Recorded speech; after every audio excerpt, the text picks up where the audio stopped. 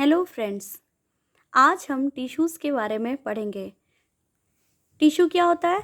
A group of cell that perform a particular a specific function is known as tissue. Tissue दो तरीके का होता है, plant tissue, animal tissue. One by one हम दोनों tissue को समझेंगे। प्लांट टिश्यू के कितने टाइप्स होते हैं? प्लांट टिश्यू दो तरह के होते हैं, मेरिस्टेमेटिक टिश्यू और दूसरा परमानेंट टिश्यू। अब आप याद रख सकते हैं, जैसे हमारा मिल्क टीथ होता है और परमानेंट टीथ होता है। तो परमानेंट जो होता है वो हमेशा के लिए रहता है और मिल्क जो होता है वो एक टाइम के बाद टूट जाता है। तो मिल्क टीथ से आप याद रखना, मेरिस्टेमेटिक टिश्यू जो है वो टेम्पररी बेसिस पे होता है और ये एक टाइम ये एक्चुअली मेरिस्टेमेटिक टिश्यू जो है वो ग्रोथ करने का काम करता है। क्लियर? नाउ मेरिस्टेमेटिक टिश्यू को 3 टाइप्स में डिवाइड किया जाता है, apical tissue, intercalary meristematic tissue और lateral meristematic tissue. Apical, intercalary and lateral, ये 3 तरीके के मेरिस्टेमेटिक टिश्यूज होते हैं। मेरिस्टेमेटिक टिश्यूज पाए कहाँ जाते हैं? तो टिप ऑफ द स्टेम, जो एपिकल टिश्यू है ये स्टेम के टिप पे पाया जाता है। मेरिस्टेमेटिक टिश्यू ग्रोइंग स्टेज पे पाया जाता है क्योंकि ये टेम्पररी टिश्यू है और जहाँ से भी प्लांट की ग्रोथ हो सकती है वहाँ पर मेरिस्टेमेटिक टिश्यू पाया जाता है। क्लियर? तो जो एपिकल टिश्यू है वो कहाँ पाया जाता है? स्टेम के टिप पे। सपोज दैट ये प्लांट है और प्लांट का यहाँ पर जो टिप है यहाँ पर पाया जाता है मेरिस्टेमेटिक टिश्यू। फिर जो हमारा इंटरकैलरी टिश्यू है वो नोड्स पे पाया जाता है। नोड्स का मतलब जहाँ गांठ होता है, जैसे अगर आप जो लीव्स अगर हम तोड़ रहे हैं तो जिस ब्रांच से वो कनेक्टेड होगा वो नोड्स कहलाता है, वहाँ पर इंटरकैलरी पाया जाता है। और लेटरल जो होता है हमारा स्टेम में पाया जाता है। जो स्टेम होता है उसके जो ग्रोइंग पार्ट होता है, रूट जो होता है, रूट के जो ग्रोइंग पार्ट होता है वहाँ पर लेटरल टिश्यू पाया जाता है। क्लियर है? फिर हम आते हैं, अब जब हमारी ग्रोथ हो गई प्लांट की तो वो जो प्लांट है वो किस में कन्वर्ट हो जाएगा? परमानेंट में कन्वर्ट हो जाएगा, यानी कि अब वो वहाँ पर ग्रोइंग स्टेज उस पार्ट की रुक जाती है और वो परमानेंट टिश्यू में कन्वर्ट हो जाता है। नाउ प्लांट का जो परमानेंट टिश्यू है वो दो तरीके का होता है और एग्जाम में क्वेश्चन यहाँ से ज़्यादा आते हैं कि परमानेंट टिश्यूज़ दो तरीके के होते हैं, पहला सिंपल परमानेंट एंड दूसरा कॉम्प्लेक्स परमानेंट। जैसा कि नाम ही है, सिंपल का मतलब जिसकी जो स्ट्रक्चर होगा वो थोड़ा सिंपल तरीके से होगा और यहाँ पर इंटर जो सेलुलर स्पेस है एक में ज़्यादा होता है, कम होता है और एक में होता ही नहीं है। वहीं पे जो कॉम्प्लेक्स टिश्यूज़ होते हैं ये आप लोगों ने बहुत पहले से भी नाम सुन रखा होगा। जो कॉम्प्लेक्स परमानेंट टिश्यूज़ होते हैं उनका टाइप है xylem and phloem. Clear? Simple permanent tissue का क्या है? Parenchyma, collenchyma and sclerenchyma. Clear है? अब पैरेन्काइमा क्या होता है? ये लिविंग टिश्यू होता है और ये फूड स्टोर करने का काम करता है। पैरेन्काइमा क्या करता है? फूड स्टोर करने का काम करता है। ये लिविंग टिश्यू होता है,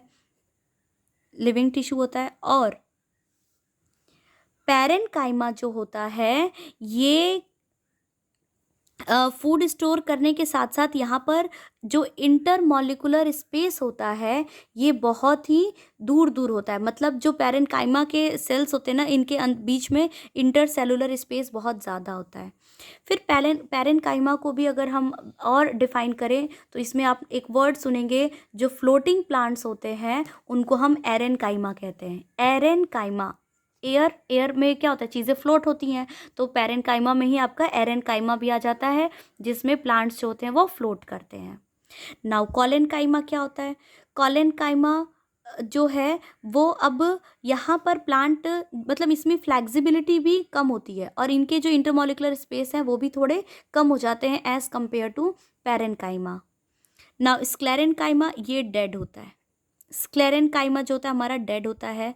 साथ ही साथ आप देखते होंगे हस्क ऑफ कोकोनट या फिर जब हम पिस्ता खाते हैं तो जो उसका आउटर कवरिंग होता है वो भी बहुत हार्ड होता है।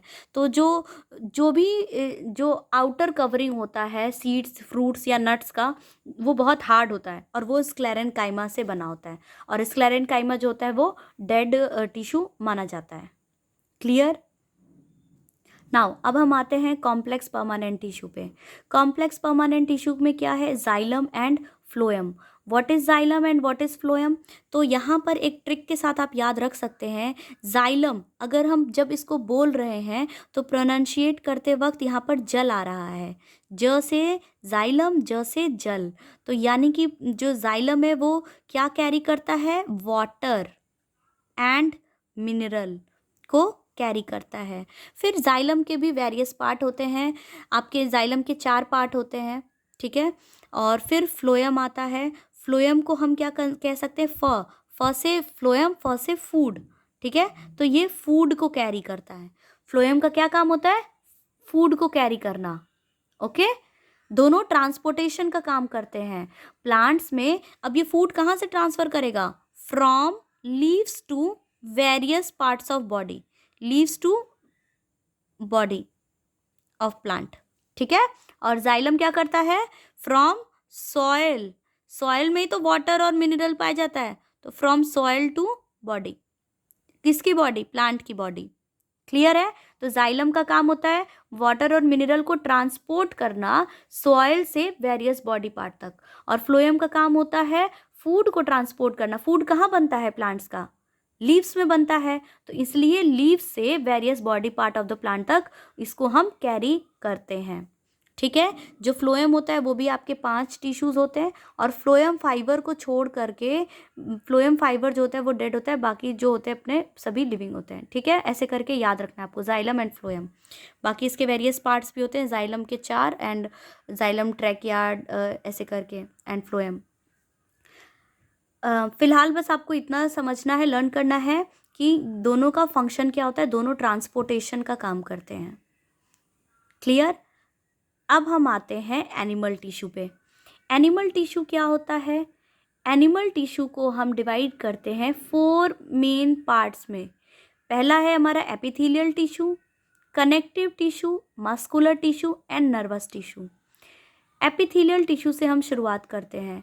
सबसे पहले आता है हमारा स्क्वेमस, फिर आता है हमारा stratified squamous tissue, cuboidal, columnar ciliated,